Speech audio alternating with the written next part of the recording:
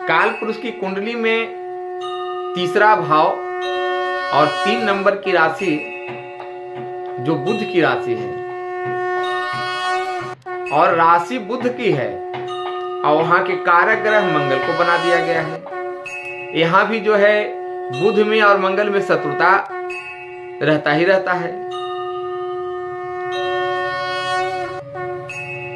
तृतीय भाव से जो है बाहुबल पराक्रम का विचार होता है, भाई का विचार होता है वहां से। तो अब बुध की जो स्थिति है वह कैसी है कुंडली में, इसके लिए मैं स्पेशल प्रत्येक लग्न बाई प्रत्येक ग्रह का एक लग्न कुंडली से लेकर के चंद्र कुंडली नवमांश कुंडली में कितने ग्रह कौन कौन कहाँ बैठे हुए हैं, प्रत्येक भाव में बैठने पर क्या फल होगा, इसके बारे में मैं फलित करूंगा। लेकिन अगर तृतीय भाव का सुख देखना है तो तृतीय भाव को सुख देखने के लिए मंगल को देखना जरूरी होगा। जिस तरह से मैं द्वितीय भाव में भी बताया था कि द्वितीय भाव में शुक्र अगर पीड़ित भी हैं और वहां गुरु कारक ग्रह ही अगर मान लिया जाए बली अवस्था में है तो फिर धन की कमी नहीं होगी, भले ही उस धन का उपयोग आप न कर पाए।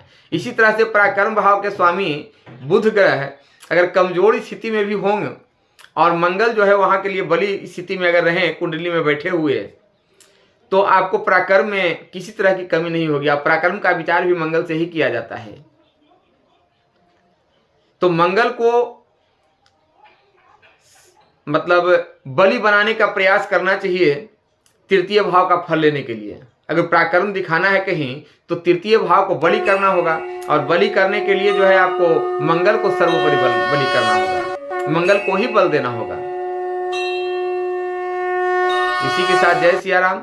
और फिर मैं अगले वीडियो में आप लोग को और बताऊंगा। लेकिन एक बात मैं छूट गई जो मैं बता देता हूं कि जन्म कुंडली के तृतीय भाव जो है यह आत्मबल के लिए भी और बाहुबल के लिए और कितना आपको परिवार मतलब भाई से सहयोग मिलेगा, यह सबका विचार भी यही तृतीय भाव से होता है कि आपके भाई कितना सहयोग करेंगे आपको और किस तरह के आपके भाई होंगे, इसका विचार भी आपको तृतीय भाव से ही होगा। तो यहाँ को मतलब तृतीय भाव के सुख को प्रदान करने के लिए आपको मंगल को सबसे पहले मजबूत करके रखना होगा। अब जन्म कुंडली में जो ग्रह जहां होंगे उस तरह से फिर प्रेडिक्शन होगा। जय सिया राम।